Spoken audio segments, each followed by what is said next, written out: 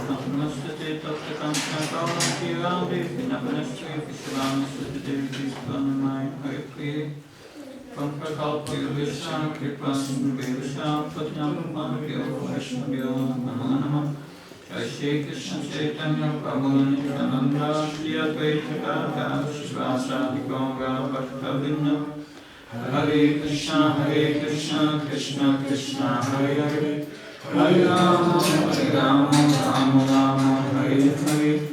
Namo Vishnu Padaya Krishna Prasaya Shrimati Bhakti Charishamati Namani. Namo Vishnu Padaya Krishna Prasaya Shrimati Bhakti Vedanta Swami Namani. Namaste Saraswati Devi Gauravani Pacharani Nirvishya Singhavati Paskachari Disatari Prabhupada. So, welcome to the third part of our sermon on the 24 spiritual masters. So, yesterday this evening we discussed already a few of the spiritual masters, how the Avadutta Brahman became a liberated person just by learning from different Shiksha Gurus. And these Shiksha Gurus, they are just natural phenomena. Sometimes animals, sometimes humans, we will see further. That it's just by observing them, he learned different things. Yesterday we discussed the mountain and how Avadhuta Brahman learned about the principle of selfless service for the benefit of others. That and the tree, also the mountain, tree, tolerance, the earth, tolerance, we have learned. The air is everywhere and carries so many aromas, fragrances, but it's not attached to anything in this world. So he learned from the air how to live without attachment to this world. From the sky is also everywhere. From the sky he learned not to be affected by matter in this world. And from the water, he observed that the water has the capacity to purify, and that by association with saintly persons one can become purified. And from now we are coming to the next spiritual master. That from the fire, what could Avadhuta Brahman have learned from the fire? What's the quality of fire? Yes? Purifying. Yes. Yeah, it burns everything, for sure. Illumination. Please? Illumination. Illumination gives light. Yes, light and heat. That's illumination.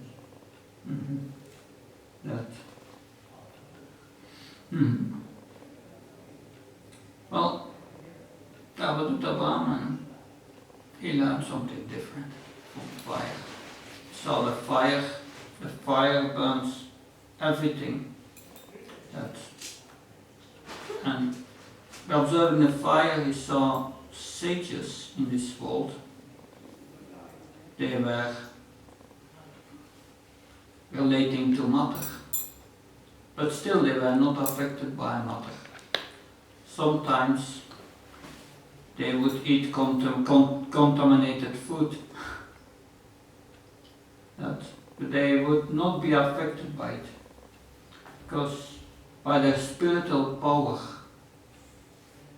they could burn all material reactions. So the saintly persons, that by their spiritual power means spiritual vision also. They see everywhere the Supreme Lord, the Super Soul in everyone's heart. Vidyavinaya Sampne Brahmika Hastinismin Shivsha Pakachapa Mitra Samadakshana. They see in everybody the spiritual spark, the spiritual soul. And by their vision they are not becoming degraded. They don't see the material world as materialistic people see. Because our vision of the spiritual world is there because of our mentality to see things different from Krishna. But if one is spiritually powerful, then one can defeat the material energy. Then the material energy does not affect one, because one sees only spirit.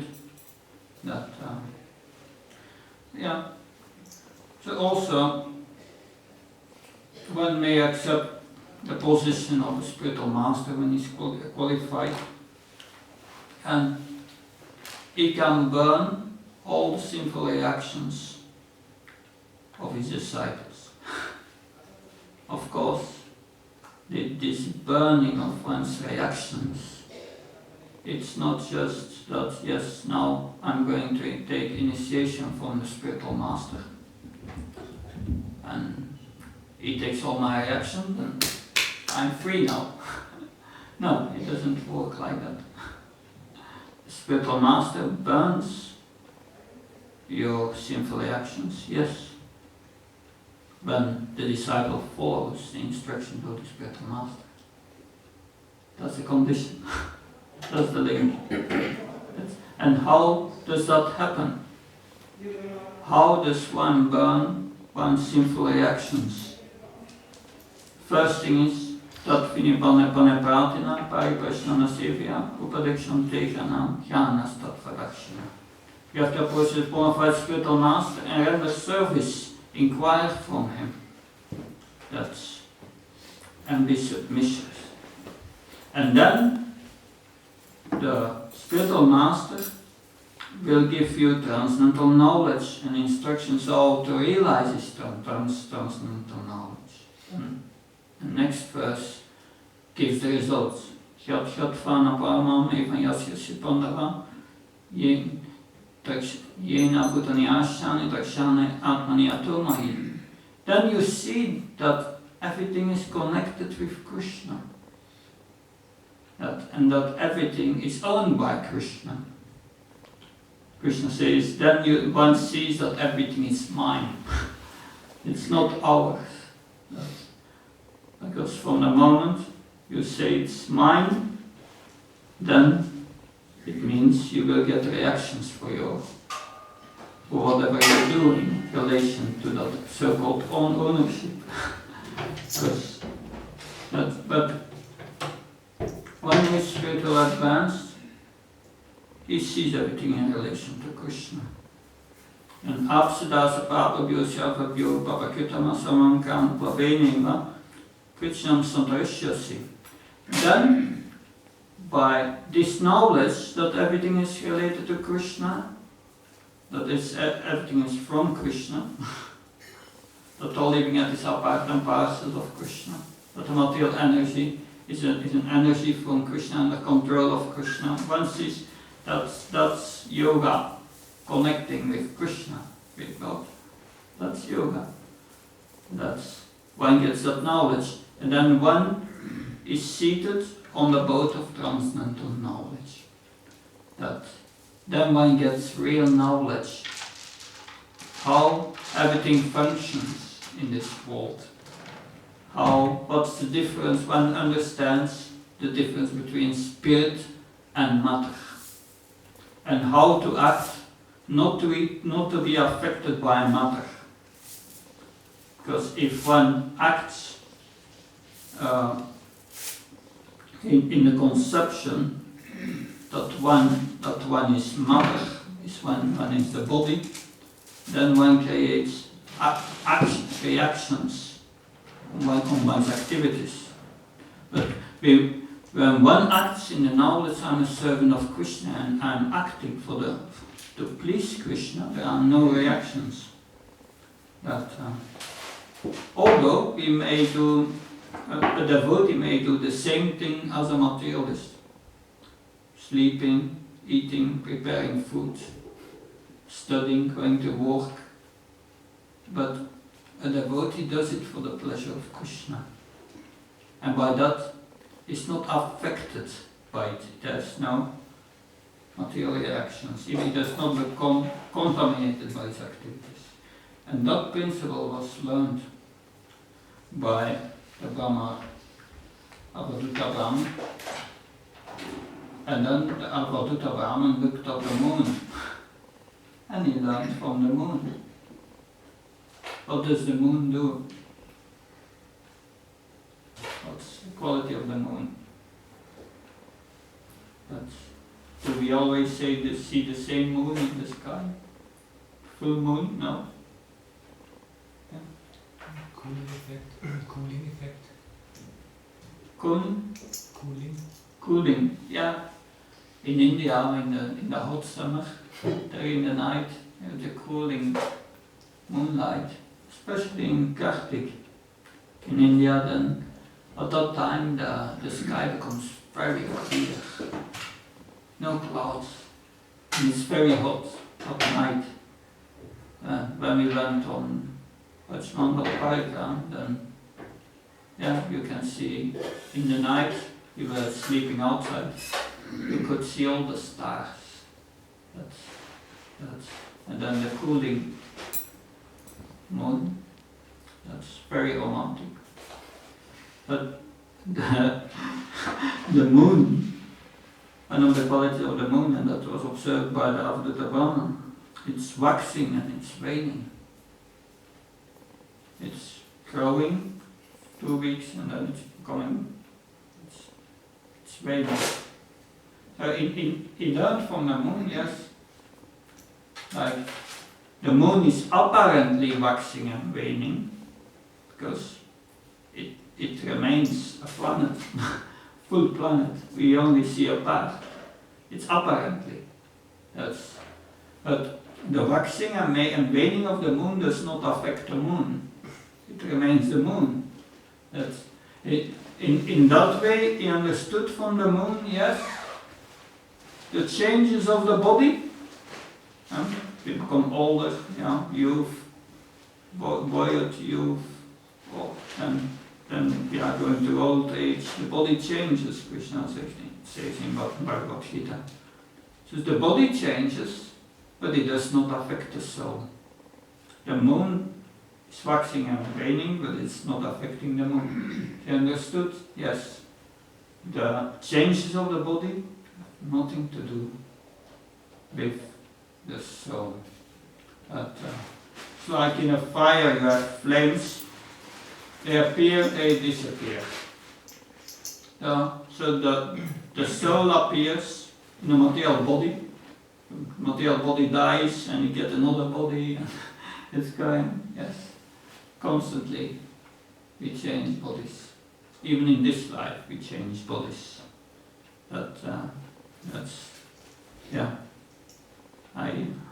Everyone had a baby body. Where is your baby body? It's gone. It's not there anymore. Look at Facebook. You type a naming of a person you knew 30 years ago, and his picture picks up. You see his pictures 30 years later. I say, is that really that person? It's completely different. The body changes, but it's not affecting the soul. So the Krishna conscious person is free from these outer changes of the body. That's what Avadhuta Brahman learned from the moon. If we speak from the moon, and we speak about the sun. So, what did he learn from the sun? Yes.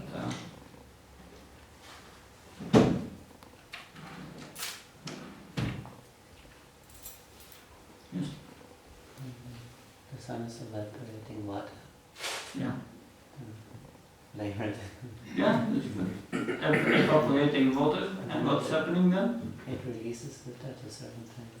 Yeah, so it's evaporating and it creates clouds. And then the clouds, are they there forever? No. At a certain moment they give rain. So, from that the Brahman learned a saintly person can accept things from this world and give it up again without becoming entangled. That's like a Krishna conscious person.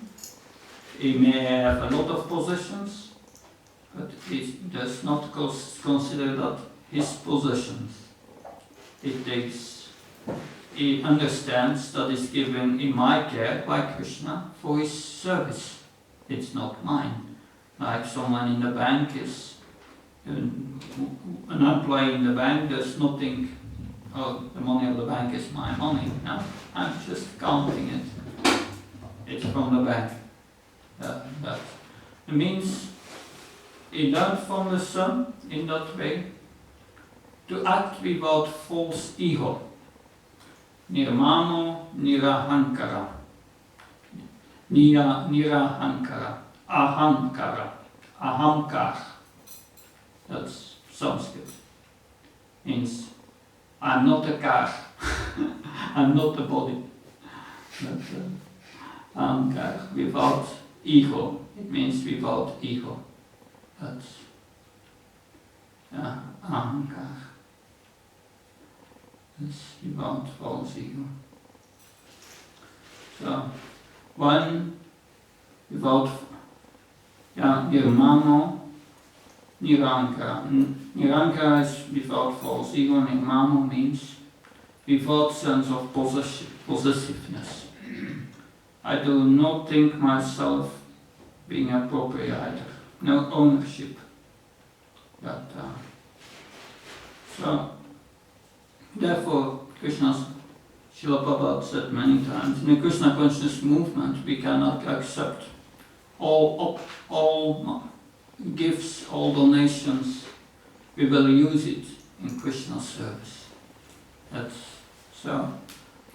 We never think that whatever we get is ours. No, it's just to be used in Krishna's service. It's for that purpose. Then, these are the natural elements. Then we come to some animals. Avadutta Brahman was certainly traveling. And he saw a pigeon. 2 pigeons. A female and a male pigeon. And they were very much attracted to each other. They did everything together.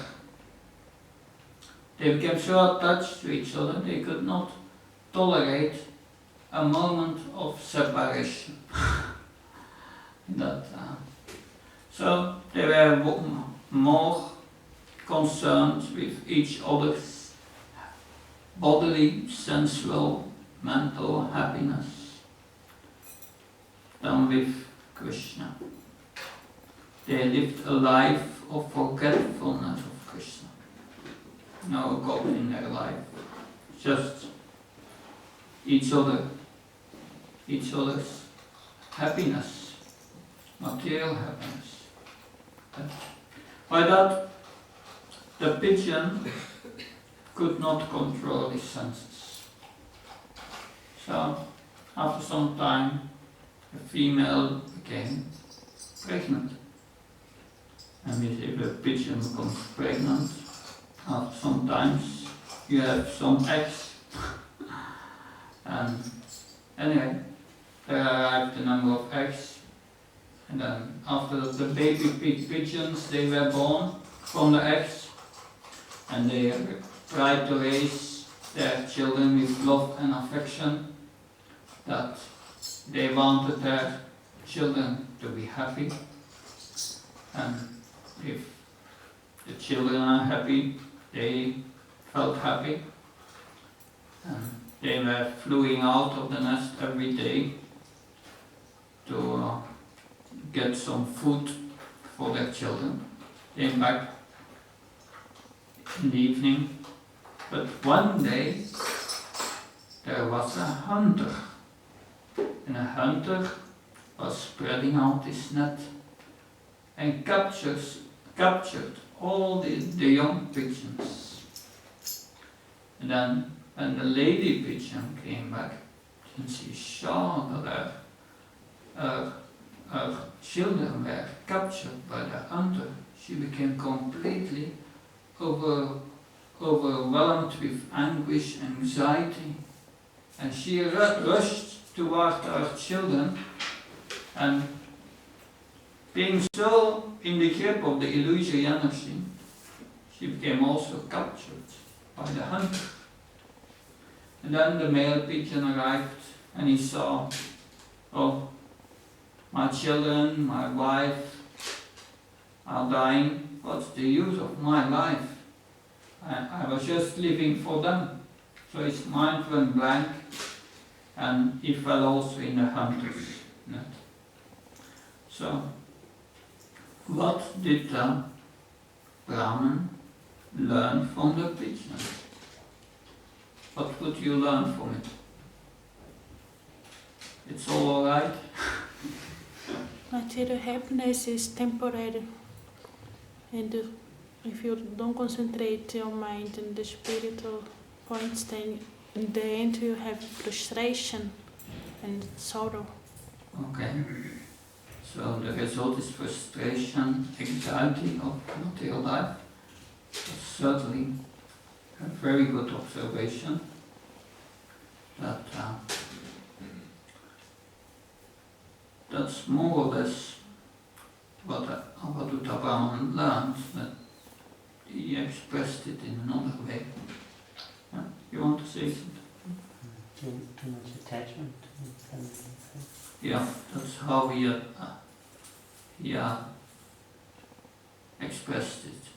That, the pigeon had an excessive affection for a lady pigeon, also in the other way.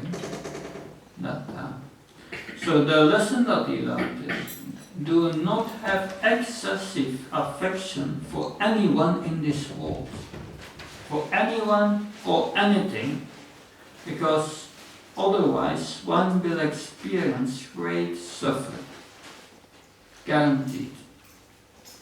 That the best way to show affection for others is to preach Krishna consciousness, that they become conscious of Krishna. That will solve all their anxieties permanently. That's what he learned from the pigeon, the first animal that Avadhuta Brahman learned from. Then he walked further, and then he saw a python. So one knows what a python is, a big serpent. Yeah. So what did he learn from the side, from the python? That,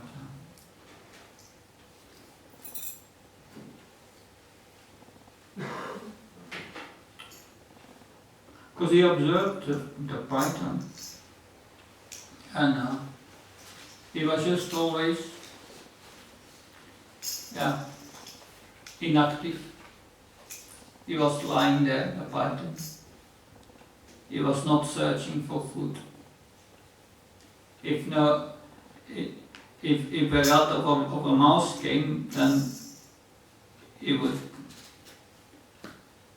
take the food and eat the rat of mouse. But if nothing came, he would fast. He was not concerned with his food. If something came, yes, okay.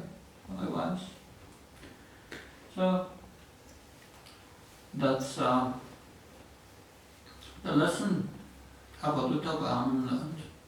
You find also in the Bhagavatam explained in the first canto. I have this verse. Tashevaito prayate tako vido na lapyateyam pamatam yuparyata talapyate dukavamanyato sukam kalena savatra kabira masa. This verse explained one should search for happiness which is not available in this universe, not from the lowest planet to the highest planet. And one should not strive for material happiness, because this happiness will come out of his own accord, as well as distress comes on his own accord. You don't have to plan distress, it will come anyway. That's when one takes birth, one's happiness and distress is determined. That's because we are the cause of our own happiness and distress. Krishna explains in the Bhagavad Gita, Karya Karina Kartrat Ve. hetu prakati uchyate. Purusa sukha dukkha nam bhaktitve hetu uchyate. Everything is done by material nature, but the happiness and distress of the living entity is caused by their tendency for enjoyment, their tendency to exploit material nature. So whatever happiness or distress one gets is a reaction of one's deeds in one's past lives, good or bad. If one did pious things, one gets good reactions. And bad things, you get bad reactions. So, happiness and distress comes out of his own accord. That an intelligent person does not endeavor for happiness. So the python, he lied down and he accepted just for his maintenance whatever came on his own accord. The lesson to be learned from that is organize your life that you live a simple life. And so don't complicate your life. We don't need a car. We don't need a big house. No? A simple place that we can maintain with a minimum of maintenance. Just what we need for ourselves and our family. So that we don't dedicate our life useless for collecting wealth. That's not necessary. Because that will all take all our time away that we can use for self-realization, for cultivating Krishna consciousness. So, we learned not to be in anxiety about one's maintenance. That's already arranged in this life for everyone, one's maintenance. Yes, one will get a position on what he deserves, and that's arranged for. That we have so many animals who are living on this earth, they are not concerned about their food. It's all arranged by Krishna. And Krishna arranged it for all these animals. We try to become devotees and he will not arrange it for us. No. That's already arranged. We should not uselessly endeavor for more than we need. That Krishna has put us in a certain situation according to our karma. That's Krishna's will. Accept your position where you are and work from there to become Krishna conscious. We don't have to become big men in this world, because all the big men have gone in meantime. They are coming and going. No, we have to become Krishna conscious and solve the problems of life. The problems of life is not getting enough food. No, everyone in Switzerland gets enough food. No problem. That's not our problem. Our problem is old age, disease, death. And that's are the problems of life. And that's only solved by becoming Krishna conscious. Stop this material desire, this material attachment. And use simple, so that we can use our energy. Like Srivas Pandit. Srivas Pandit, he was not concerned with his maintenance.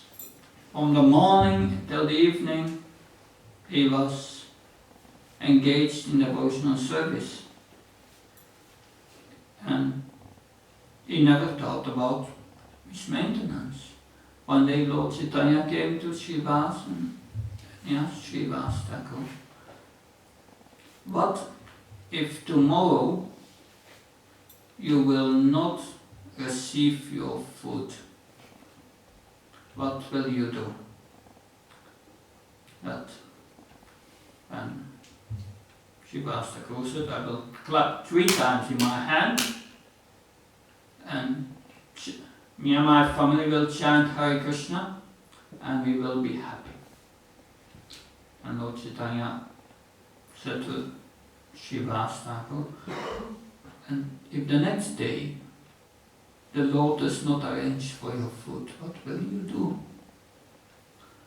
He said, I will clap 3 times in my hand, and we will chant Hare Krishna and be happy.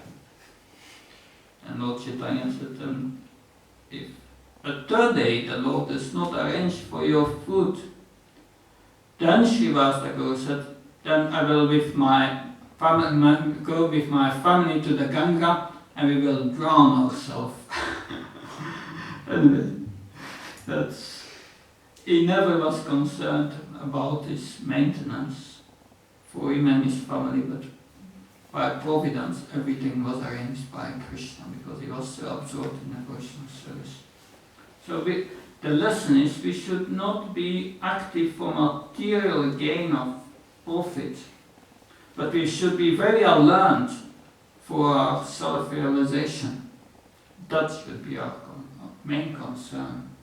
So one should be rather become active in spiritual advancement than inactive and at the same time inactive in material sense gratification. So it's a practical experience. A devotee absorbed in spreading Krishna consciousness accepts all facilities for his personal maintenance. Personally, I'm traveling all the time. I'm preaching everywhere, and I'm doing that for a few years now. And the happiness and this material happiness and distress that I receive was just the same as before. No difference. Everything is arranged. That some people are asking, you are not working? How is it that you are traveling all over the world? Yes, anyway, it's Krishna's arrangement. Whatever is needed, I get to do my service. It's just amazing that. So the focus of learning of this is, one should not unnecessarily endeavor for material happiness. Then Yavaduta Brahman traveled further on his path of life, and he came to the ocean. What did he learn from the ocean?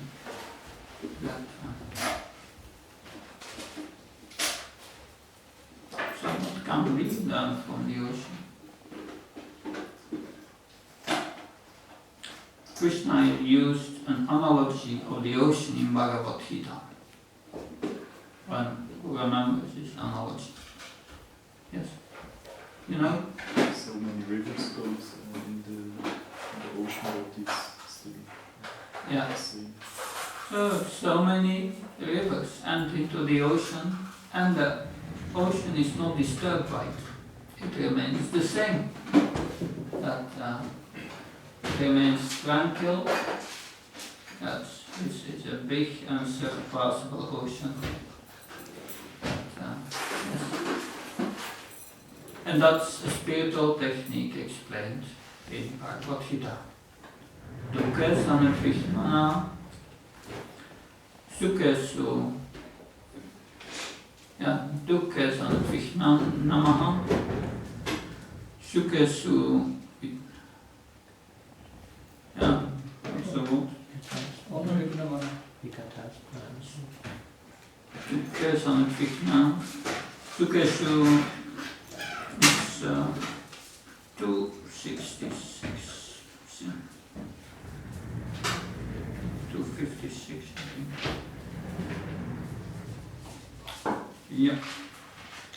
Okay. Dukkha samtvihna sukhesu vigataskaya vitraga varako dasita demonyotate.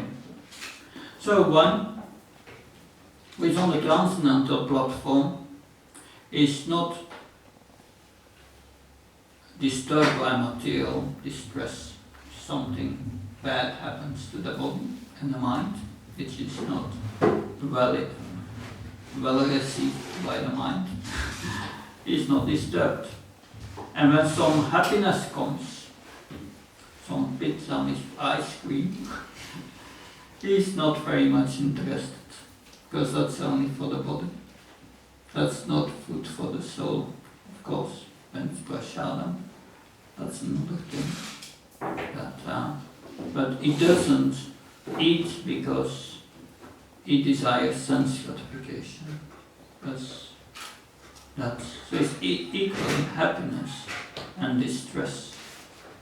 And by that, he's not attached to the wall, to nothing. Does not become angry. And is not fearful. No fear. Yes, realized it's not the body. So it's not disturbed by material desires who pop up in the mind. So a pure devotee who has surrendered to Krishna, he has great spiritual power. And he cannot be overwhelmed by happiness and distress that goes along with the body. No way. In fact, he has developed his spiritual body and he's not affected by anything that affects the material body. And when the proof for, we find many stories in the Bhagavatam, that Chaitanya Charitamrita also, devotees who were fearless, undisturbed, that Haridas Thakur was visited by a prostitute, which was sent to him by the Muslim ruler to deviate him from his spiritual vows. But Haridas Thakur, when the prostitute comes, prostitute showed some poses which would bewilder many men. But Haridas Thakur said, yes, I will enjoy with you, but I have one problem.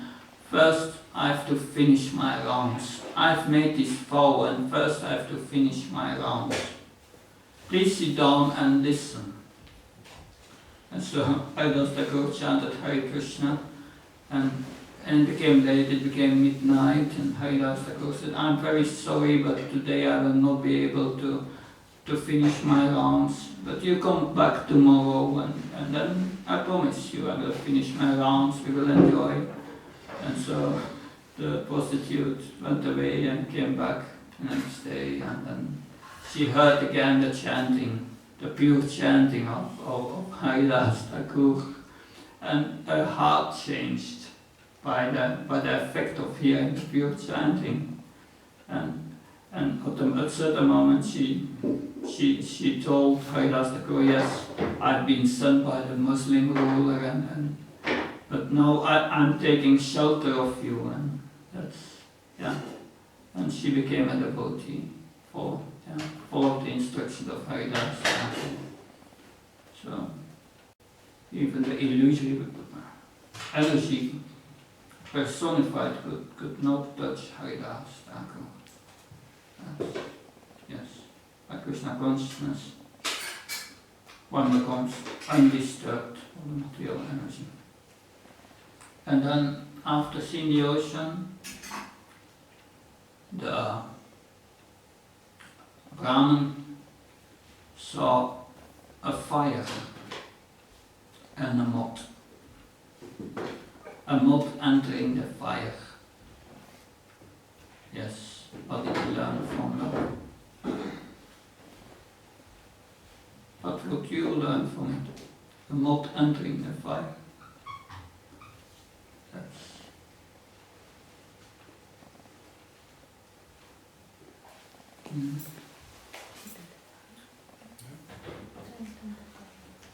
Yes. Small animal. Like blind, it's there into the fire, loses for the center. Whole sense of time. What do you mean? It's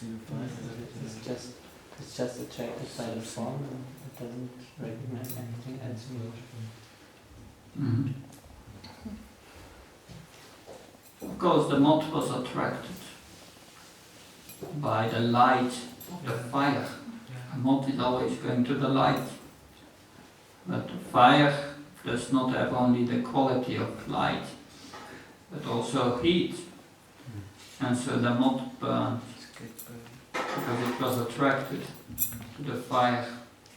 Similarly, the Brahman understood, if my senses are uncontrolled and I let them go, and they become attracted to a woman, then I'm lost. That's because the mind will become captured by it. Like a moth, it's maddened by the fire. It rushes just into the fire, right, and it goes to its instruction. It's running right. Yeah, it's going towards its own destruction. So in India, now there are not so many elephants anymore, but there were many elephants. There were hunters who were capturing elephants. And the way they would capture a male elephant is that first they dig a big hole in the ground, and that's where the elephant would fall in. And they covered it nicely, and at the other side of the big,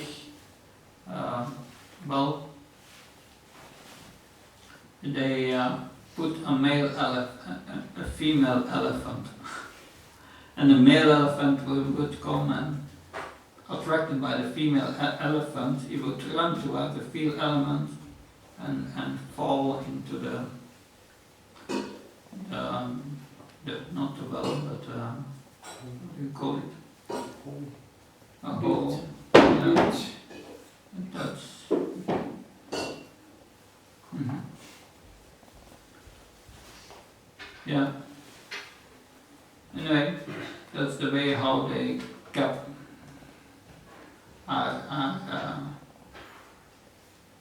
hunting elephants. Also, the same thing is like a fish. All those who are fishing, they put a bait on the line in the water, and the fish comes and wants to enjoy it, but it takes the bait and the line is going out of the water at the same time. Yeah, like one can easily kill a bee, knowing that it is attracted to flowers, and it's into flowers. Yeah. These are uncontrolled senses. So, how can we avoid that? To become attracted, to become a victim of sense objects. Can avoid it by chanting a Hare Krishna mantra. We can come to control the mind.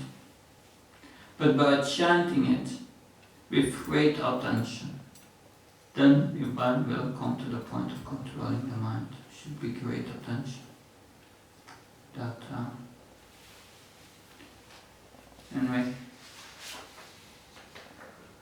the last one for today.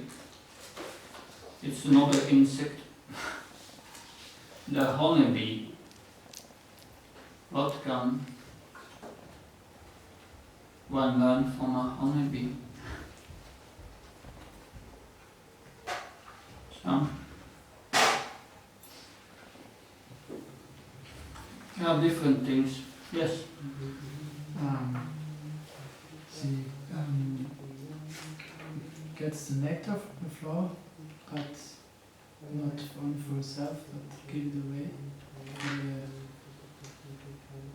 den Stock, in Norwegisch.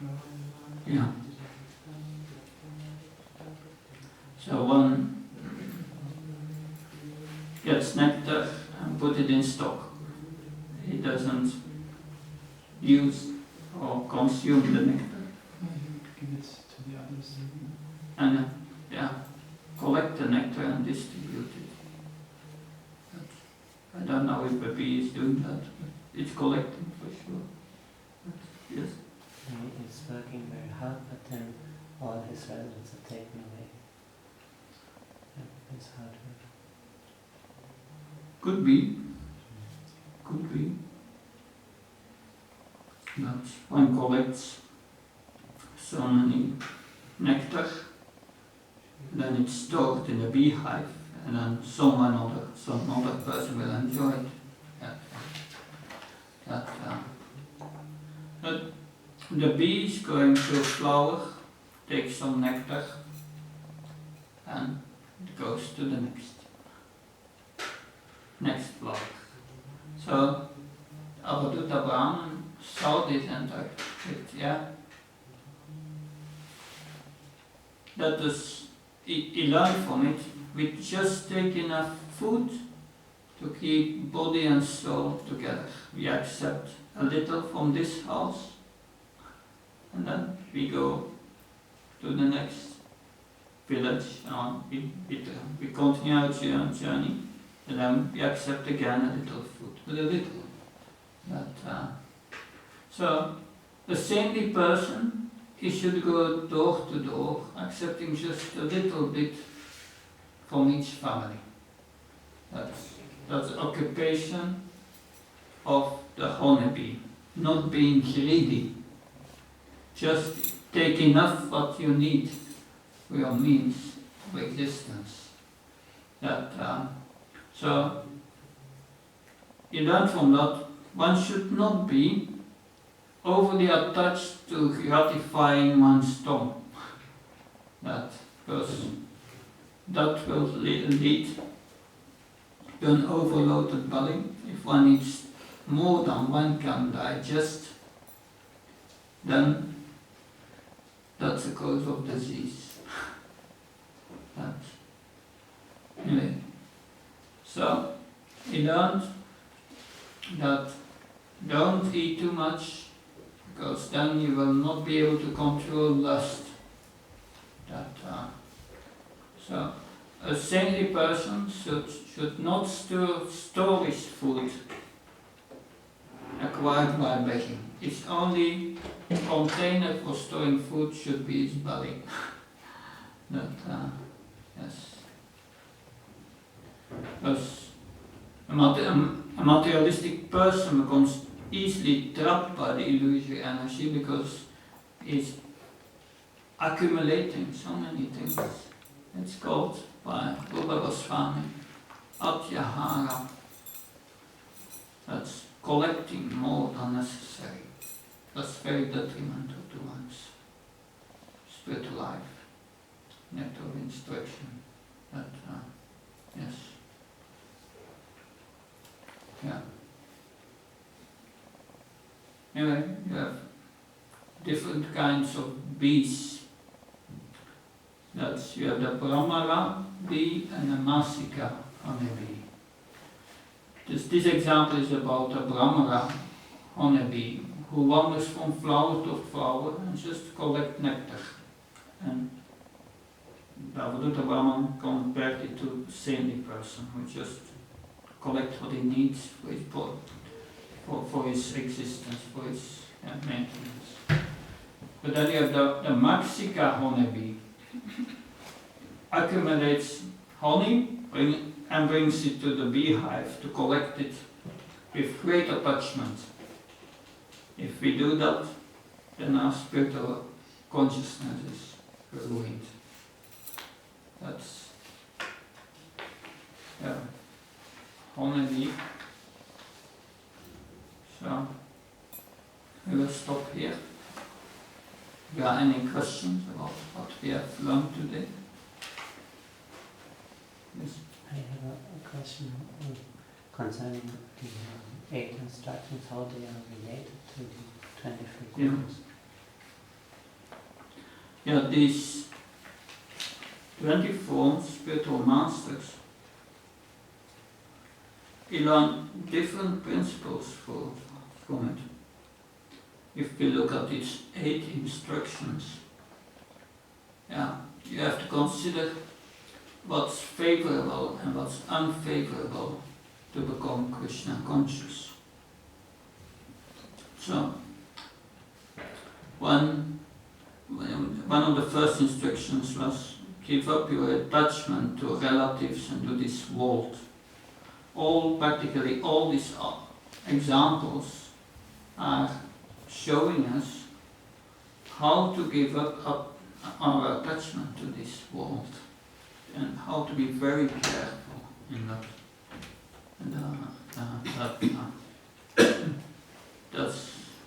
And it's all conducive for becoming Krishna conscious and remembering Krishna. So it's not that all the spiritual masters fall somewhere in one of the 8 categories, but they are all conducive for cultivating Krishna consciousness. Because it's not that the Avadutta Brahman replaced the spiritual master by learning from these 24 Shiksha gurus in nature. No, it is in addition, he learned certain spiritual techniques, how to bring them, but by using his intelligence and seeing these examples, he understood how to apply these spiritual techniques. These are all spiritual techniques that, we discussed the sun. That's how not to be attached to anything in this world, receiving things, using them in Krishna's service, and not become affected. We discussed the pigeon, that if you are foolishly dedicated to family life and forget about spiritual life, yes, then there is no way of making spiritual advancement. We discussed the python. Just be satisfied with what you receive in your life and don't over-endeavor for unnecessary things for the body. So that you have time for spiritual life. We discussed the ocean. Tolerate and to be happiness, to study in happiness and distress. Very important spiritual technique. That learn how to control your senses, not. Yes, because Krishna says to Uddhava, think always of me and be always Krishna conscious. But first you have to control your senses, because otherwise you are always materially conscious. Thus we have to become. These are things we have first to take care of. Yeah.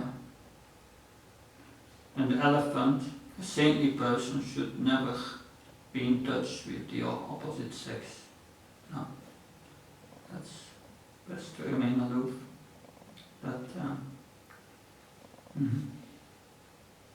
Right. We will discuss the last 8 tomorrow. Any other questions? Would it be possible to have this Yes. prism in there? We will. I will prepare a handout for tomorrow, the last session, and you will have a review of all the spiritual masters so that you can remember them. Thank you very much. Kantra Srimad Bhagavatam ki, Srila Prabhupada ki.